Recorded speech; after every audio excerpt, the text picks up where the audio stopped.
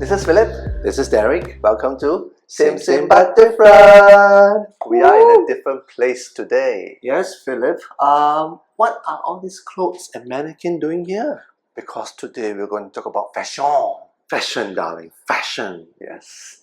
Well, given the gays that we are, we do love our clothes, Yes. and I think it's time for us to dedicate Yes. an episode of our podcast and vodcast to what we love, which is fashion. Yes, Philip. Mhm. Dear listeners and viewers, we are really, I won't say passionate, but we really love fashion. And Mhm. for today's episode, we're going to be focusing on garments, Yes. less so on accessories and stuff. But it is important to accessorize. Yes. I think with every piece of clothes that you put on, other than the actual outfit, the accessorizing is very important. That's correct. Every man should have a very good watch. Yes. Shoes. Hats are optional. Yeah, we didn't want to include all that because it would be an entire production. Correct. And this is not a tutorial, people. Yeah, This is just us sharing our history and our Yeah. love affair, honey, with Mm. fashion, and Yes. a couple of pieces that we own that we really like. Yeah, it is a reflection of our style, which we'll go through a little bit more in this podcast and vodcast. That's correct. But I'd just like to emphasize that this is purely personal. Correct. So do not come for us to say that, oh, you have bad taste or whatsoever. It is what we like. That's correct. And for people who are listening to this right now on any of the audio platforms, go to our YouTube website. Yes, you'll This be able to see needs us. to be visual, people. Yes, and on that, let's cheers. Cheers, ching ching. To fashion. Fashion, honey. Fashion. What are we having today? We are having a non-vintage Rena, which is from the house. This is a brand from the LVMH stable of brands. Yes. Right. So, how do we get into fashion? Philip, so for people who have listened to our vodcast and podcast from the music episode, Yeah. they would know and they are aware that one of the very first pieces of music that I've ever bought was the RuPaul album, Supermodel of the World. And I think that's when, at least for me, that first inkling of, ooh, what is fashion? Ooh, pretty things. Okay, so it might be a bit weird. Let's contextualize this for the viewers and listeners. So in Singapore, when we go to school, we have to wear uniforms. That's so in a way, you would think that, if you're wearing school uniform, why are you so obsessed with fashion? What's the opportunity of a fashion? That's correct, Philip. Yeah. It turns out that the mid-90s, when we are going through our secondary school days, from 12 to 16, Yep. also happens to be the boom of fashion, in a sense. Yes. The emergence of supermodels. And I think the major brands kind of stamping their availability and presence in popular culture and presence. And they even dare say to kind of actually put forward the argument that MTV has a part to play, the visual media has a part to play in terms of increasing all of our collective consciousness towards pretty things, specifically fashion. Correct. So it doesn't hurt that in the 90s, the economies in Singapore and as well as Asia is growing. So there's That's this urge and consumption for fashion. Now, how did that distill to us? That's just normal school-going kids. How did it happen then? Philip, I think that's when we would definitely have to touch on this idea of a branded bag. Okay, You know, back okay. in the day, in the early 90s, when we were like 14-year-olds, 15-year-olds, we were from humble backgrounds. We were Yes. not well off, but some of Yes. our classmates were in a better position, and they were able to afford some branded bags, and it became a thing. I think it became a thing. Yep. That's when we started to know, ooh, we may not be wearing runway clothes, but brands, luxury brands, is something that's accessible and attainable to some of us. So again, to contextualize, in typical secondary school back then, it was still quite strict. So not just our haircut, Correct. as well as our uniform. And shoes as well. Yeah, we were not supposed to wear any branded shoes of sorts. right, It has to be all white canvas. Yep, correct, yeah. But somehow, there's no restrictions when it comes to accessories. See? Correct. The accessories part. So a lot of our classmates, Yes. those who are a little bit more well off, Yes. started to carry branded bags. That's correct. And some of the brands were, I would call them the holy trinity of Abing and Alin bags. yes, back in the 90s. Let's That's just quantify back in the 90s. Back in the 90s. So there was JPG, which is a diffusion line from Jean-Paul Gaultier. Yes. There was Chantal Thomas, and there was Sonia Rykiel. I would call the holy trinity of branded bags. Yeah, so if you have any brothers or sisters who lived through the 90s, they will be able to let you know a short history lesson of sort what those brands are. But it was quite, somehow it became the it thing. Yes, it was a thing, bitch. Yeah. I was so envious. I was so envious of that little backpack. Yeah. We never got it. No, we never. And you were so envious about it that. Yes. So back in the day when I was still a teenager, I still had the habit of writing diaries, you know. So at the end of the day, after recounting all of the good and bad of a day, right, I would actually like almost mentally recite all the brands that I want to own, all the luxury brands. I literally write it out in my diary. So it's almost like a manifestation exercise. And God, it was a long list. Versace, Gucci, Jean-Paul Gaultier, Dunhill, and all these big fashion brands. So again, that's what a poor little boy who have no money back in the day can only do, can dream and manifest. And what didn't help was this over-proliferation of these brands in magazines. That's right. Mainstream magazines, like our 8 Days back then. Correct. So ad buys was still a thing. Yes. So there were... The printed media was still a thing. Yeah. So I don't know about you. I think we both of us, we would clip brands or advertisements that caught our eye. Yes. You remember, right? It was still a thing. So again, back in the day when school uniforms were very strict, we would actually create folios. Yes. Where we put our notes and our little notebook, right? We actually place brand labels. That was so cute. Yeah, so that we were using a branded folio. Well, on some levels, I thought, personally at least, it helped to shape my aesthetics, view of how I appreciate beautiful things. Okay. Yeah, because advertising campaigns are very curated. That's correct. So the brands let you see what they want to let you see. Correct. Right? So for better or for worse, you get to have this internationalized idea of what is beauty. Correct. Arguable, Yes. how good or bad that is, Correct. but it is still it forms a very formative Right. impression in young, impressionable us. Yeah, I think in the late 90s we did have like Asian supermodels, but of course in the early 90s it was still primarily European American Yes. standards of beauty. So, was Cindy Crawford's. yes, Cindy Crawford's, Linda Evangelista, you know. Yeah. So all of that is our earlier foray into That's correct. fashion. That's And because we were not from a well-to-do family, Correct. we kind of form a sort of like anti-culture, a counter-culture of sorts. That's correct. So at that point in time, I think again because we are reacting to the fact that we don't have the money to buy these branded goods, we firmly believe that we don't have to buy branded goods to look good. So I think that's commendable. There were two young gay minds, not gay back then, but two young minds thinking that to look good you don't need fashion label. And That was actually also in the mainstream media because they also started to notice that among the teenagers there is an uptick in branded bags.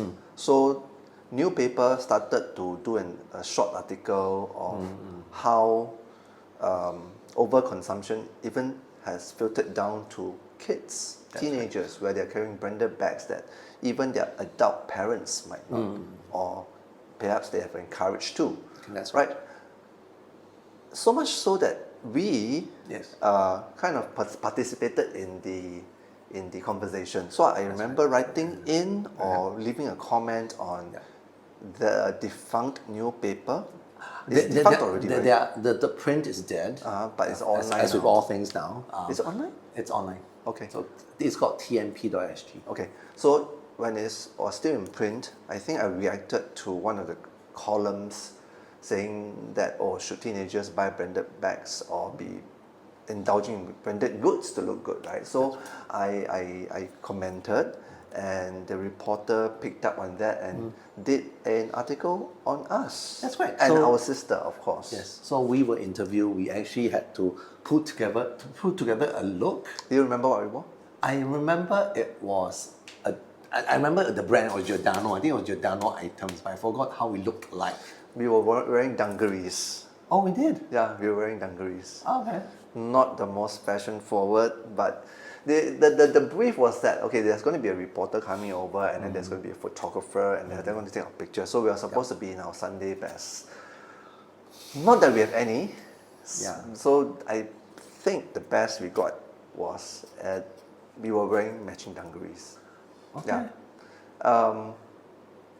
I see whether I can still find a clipping of the article at Yeah, home. I believe we might have, but it's just sitting somewhere. Yeah, yeah. So another point about that, not so much the article, but about us twins was that we used to be wearing same items, That's same right, clothes. because I think the whole notion of twins having to look alike, not wanting to, but having to look alike. Yeah, our parents thought that way. Yeah, So that was cute. we were wearing the same outfits Correct. all the way until Junior college, I believe. Junior college? I believe so. Yes. Okay. Yeah. Okay. That's when I think that's when we were able to exercise our Yeah. options to buy the things that we like Yeah. separate. Yes. Yeah, we still have some photos from prom night, which Yes. we can show over here. Correct. Of how we dressed. Correct. We have to remember that was again the late 90s, early 2000s. So fashion was a bit different back then. Although it still came back, which we will talk about later. That's correct. Yes. So we were quite influenced by the fashion then to look good. I think to look good was something that we were very aware of. Correct. Yeah. We may not have the money to necessarily look very good, but I think we try. We try. Looking good on a budget. That's correct. That was a brief. Yes. Looking good on a budget. Category is. And I guess we did fulfill the brief. Yeah. And I also, think we did. About that time was also the time when we kind of went separate ways. You're right to say that from JC onwards we were different already because I went to poly after 1 year in JC, right? Right. Whereas I went to national service, so looking good wasn't a thing. You Right. didn't have to look good. Correct. So with poly, right, because there's no more school uniform, you're supposed to wear your home clothes to go to school. Yes. So I didn't really think that was a very big problem for me. I did enjoy it. I remember I wore, again back then, the fashion was very skinny clothes. Oh yeah. Skin Right. tight That's clothes. So I exactly, wore a few which was a little bit too small for me. Thankfully, there's no photos of that. Are we sure? I am sure of that. Wow. Okay. Yeah, so- you really destroy all evidence. Huh? Yeah. I did.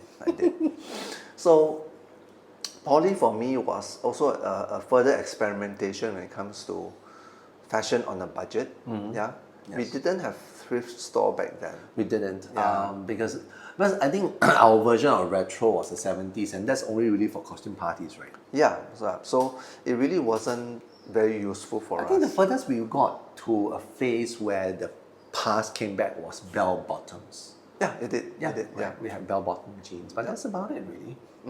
Yeah. And from there on, poly, after poly, that is really the furthest divergence that we ever had because I went to Vietnam and you were still in Singapore. Right, and that's when I took on my university education, and after that, going into the workforce subsequently. Would you like to share your little brush with fame again? Not Yeah. on TV, Yes. but with fashion. Yes, so my love affair with fashion continued, but this time from a different perspective. So, post-army and during the university days, as people who may recall from our last episode about education, I wasn't a very studious learner, if you will. So to kind of take up my time in between not studying, I became a part-time model. What? Derek was a part-time model? Yes, I was a part-time model. I was signed to an agency. You were signed to an agency? I had call cards. You had call cards? I will show.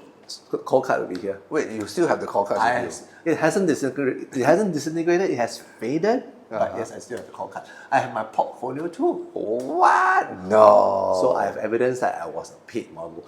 That said, my runway career wasn't illustrious. I wasn't able to do editorial because honestly, look at this face. Right? This is not an editorial face. But I have the height, so I actually did runway. What? Yes. Okay. The only good thing that came out of it was the Zook membership.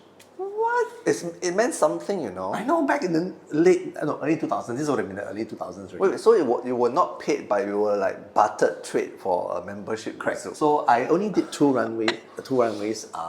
First, I can't remember. Second one was, I remember because it was at Zook, and that was the remuneration. I got a Zook membership out of it. Two, I had to be bare-bodied. What? Yes. So I don't recall being briefed on that. Okay. So yeah, there was no preparation other than a few push-ups backstage, but You were done dirty yes, I was done dirty by the by the stylist. I know, right? Fuck. But anywho, so yes, I don't believe I need to dig whether I have pictures about my Zook runway show. But yeah, so I was a part-time model. Okay. How did you get into it? You were not talent spotted, right? Interesting. You should mention that because no, I wasn't. Not. So yes, Philip, I wasn't talent spotted, but again, back in the late 90s, early 2000s, because again of the fashion industry being so illustrious, talent scouting was a thing. So I believe my modeling gig came out of the fact that I actually applied for a job to be a talent scout, where I'm supposed to go and look for models. Okay. But then I realized, hey, why don't I be a model? So I actually went to a modeling agency. They took my they took my headshot and that stuff. Again, you would have seen the pictures, and yeah, that's how it all started. Did you remember having to pay for them? Can't remember. I think I must have paid because I remember it wasn't free. I don't think it was free. You didn't think that it could have been a scam, that you were just one step away to become a porn actor or something. It didn't occur to you back then as a young, dumb 24-year-old. No sense of danger whatsoever. No. I mean, I'm a guy. What's the worst that can happen, right? Really? That's what's the worst that can happen? Okay, I may have been cheated on my $260 or something like that, but Okay. man. Okay. So yes, that was my exciting brush with fame. But you're not Trando, are you? I'm not. That's Okay. so sad. Okay. Well, I did not have such a exciting fashion run-in like Derek. So while I was running around on runways Yeah. in Singapore, you were in Vietnam. I was doing drag. Specifically, I was doing corporate drag. Yes. Category is white shirt and black pants with a tie. Category is looking prim and proper every day so that you won't scare away a client. Right? So I've been doing corporate drag ever since I came to the workforce. Yeah. So my first job as an operations executive, it was quite casual. You just report to work in polo tee and Yeah, because jeans. your industry doesn't require you to dress up. Like, Yeah, correct. So it was mostly doing on-site work, so you have to be dressed very casually. You end up very dirty and dusty at the end of the day. So there's none of the shirt and pants. But once I went to account servicing towards the later part of my career, a lot of my outfits were not fashionable per se. Correct. Right? It was suits, ties, shirts and pants. So corporate drag, I would say. Yeah, I did corporate drag all the way until 2012 when I went to Hong Kong. Now, before Hong Kong, I was in Vietnam. So Vietnam, back then, still is a socialist country. So they didn't quite emphasize a lot on looks per se. Yes, people were dressing up sometimes. Right. But the idea of you dressed for the part that you want to be didn't quite strike people. No. Because you were just working in Vietnam, right? So you don't have to put in a lot of effort to look good. But once in Hong Kong, the environment changes totally. Yes. That was the first time ever that I felt inadequate because I came from Vietnam. So it's almost like a country mouse, city mouse situation. You were that country bumpkin. Yes.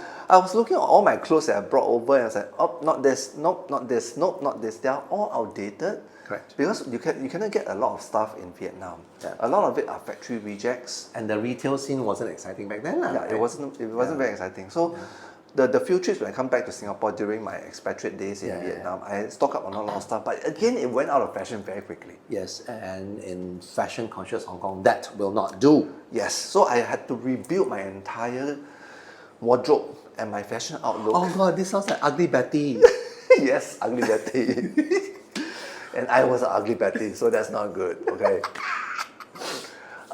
Thankfully, my partner back then helped because he has a very keen eye for fashion and he has a very strict rule, which I'll touch on later.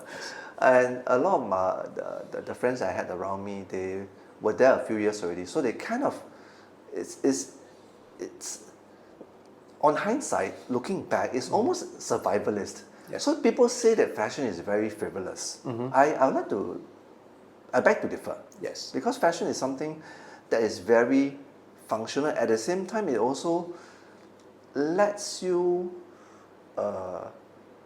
inoculate and inculcate yourself into society. Is that the right word? That's right. So basically, on top of its expressionist capabilities, fashion is about tribe. It's Yes, about tribalism. belonging. Yes. Tribalism. You have to belong to a tribe, and as much as it's superficial and not cool to judge people by their looks, it's Hong Kong.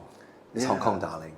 Yeah, so I could say that I've done the most shopping in my life in Hong Kong during my time. It doesn't help that they have very good shopping, tax And the free. sale, fuck me, it's Yeah, good. I would like to say Hong Kong is still a better shopping haven than Singapore.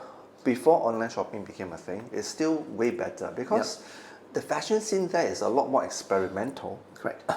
It's seasonal for starters. Yes, seasonal. Thanks for Seasonal, bringing it up. yes. Because it allows a different expression of summer casuals Correct. to winter luxuries. Winter. Yeah. Okay, it still gets cold about 9 to 10 degrees lah, you know. Gives you an excuse to put on another layer. And that also is fun. It's fun to, it was fun. to play dress up, right? Yes, for sure. And after Hong Kong, there's Shanghai, right? Yeah. I'm saying all of this, and for you, you're just politely partaking in it because Singapore, there's only one weather, right? That's correct. But of course, from a corporate perspective, yes, Singapore was becoming one of the developing but not fashion city. You're saying Singapore is not fashionable? We're not. Unfortunately, we're not. We have an active fashion industry, but I don't think the average Singaporean is fashionable. Leave your comments below. We're not. You know it, I know it. Yeah, tell it to the Uniqlo wearing guy with flip-flops walking down Orchard Road. We do that too, but not today. Not today. Yeah.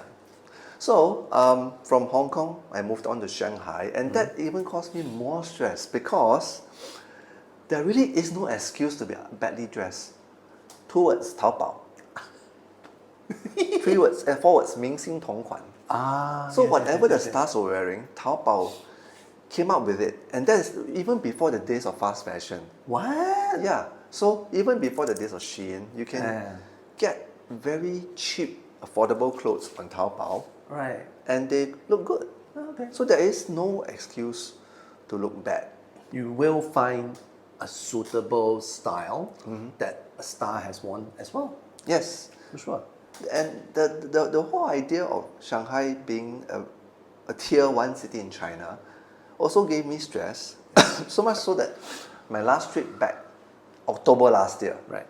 I actually coordinated all my outfits. I was that stressed, yes. It was okay, it was an excuse, for a self-proclaimed non-fashionista. I was seeing fashion as a fun exercise. Okay. I went there last year, October. Weather was still. I thought it would be cold, but it wasn't. So that created a bit of a dilemma in terms of wardrobe choice. Didn't it? But luckily I packed for both Okay. So there are a few photos over here that I will show you. The long and short of it is that I made an effort to dress up because Shanghai being a first-tier city, and that, of course, back then when I was still there, Yes. in the 2016 and 17s, there were a lot more stress to be looking good. Nowadays, there are less expatriates Yeah. and a lot more locals. Yes. But if you want to go to the so-called internet famous, IG famous places, you do need to dress up. That's correct. Because everybody's dressed up as well, and they're dressing for the gram, which means it's over the top and photo ready. Right. So that trip was mildly stressful because I had to coordinate all my outfits. But it was fun as well because I've not done it for a long time. Okay, that's cute. Yeah, so fashion can be fun, fashion can be frivolous, but fashion can also take a dark turn in terms of fast fashion. That's correct, Philip. So when it comes to fast fashion, I think we do have to start right from the beginning. Zara.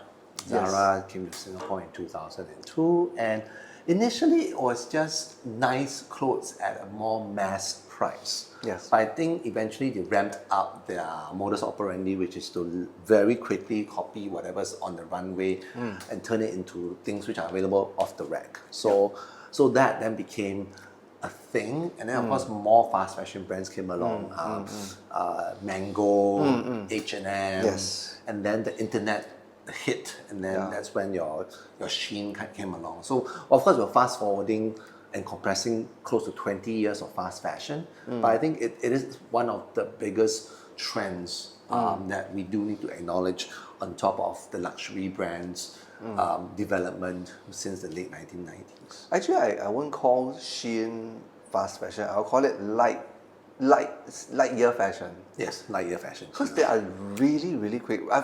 To be fair, I've not bought any pieces of Me Shein. neither. And I do not agree with their operation model, Which is? to copy everything and to make it at a fraction of the cost. Yes. So, one of my favorite designer, Vivienne Westwood, said that in a nutshell, what she meant is that it's better to buy good than to buy often. So it's always good to buy a piece of garment that will last you longer, rather than to buy fast fashion. Fashion is fleeting, Yes. but style is forever. Style is forever. So this is something that perhaps I'm still trying to learn in this way of trying to look good. Correct. And from that perspective, that means it also needs to start from where we buy, how we buy, why we buy, and what we buy. Correct? Yeah. Correct. So I think this is also when we kind of think about another trend on top of fast fashion. And I think this is an offshoot from the overindulgence of luxury brands, which is second-hand luxury. Second-hand luxury, Yes. vintage, are they the same or do you want to separate? I think we can kind of talk about them separately. So Okay. if I start with second-hand fashion, Which you are a purveyor yes, of I am in recent years? Yes, for the past 5 years or so. As a working adult back in the day, unemployed right now, but back in the day when I was still employed, I realized that well-preserved second-hand luxury items should be the staple in your wardrobe, because we all know why a jacket from Zena costs $5,000. But do we all have $5,000 to lying around to buy a Zena jacket? No, we don't. But if it's been well preserved and well kept by the previous owner, pre-loved items are great. That's correct. I would say the stigma behind second-hand purchases is slowly eroding, especially among the millennials and the Gen Zs, where That's right. Yeah. they as a fuck you to all the mega luxury brands, they decided to go for second-hands. Yeah, because there simply is a very huge market, and depending on where you are, I think a lot of the first-hand owners do take very good care of the items. So I don't see why, if you are not a stickler for first-hand goods, that you definitely have to get like the first thing that comes off the runway. My personal experience when it comes to second-hand luxury good shopping Yes. is that I do not indulge a lot in it, But when I do, I tend to look for accessories and bags, not so much of clothing. Yeah, I mean, in my case, it's both ways. Watches, accessories, yeah, things like that. You know, Clothes as well. Lah. clothes, shoes, bags, everything's up for grabs, really. Yeah, so it's a different model that I take, especially with vintage clothing. So we've been to vintage clothing stores. Yes. There's going to be one opening somewhere in Orchard. That's right. At Somerset, it's a Japanese retailer, Second Street. Yeah, so for that to happen here in Singapore, and before they coming over, thrifting has already taken off. Although it's, in my point of view, it's starting to hit a plateau of sorts. And I think thrifting in Singapore is fairly rough. What I mean by that, it really is second-hand items. It's really. I think that the focus on thrifting in Singapore is more on a look than the condition of the item. So some of the items can be really rough. You know, they say anything that's more than 20 years is vintage. So whatever we wore back then, Yes. if we had kept it, it's still vintage. If you can fit into it, I guess. Yeah, although we need to do a bit of tailoring and reshaping, but Right. Yeah. That's interesting. yeah. So second-hand luxury goods, vintage shopping, Yep. all of that, I think it's a good development Yeah. to be encouraged when it comes to consumption. If Right. you really have to buy second-hand. Correct. I mean, because really we don't need. I don't think anybody really needs the 52nd luxury bag or the 34th pair of shoe Says the person who has 34 pairs of shoes. and counting. And counting.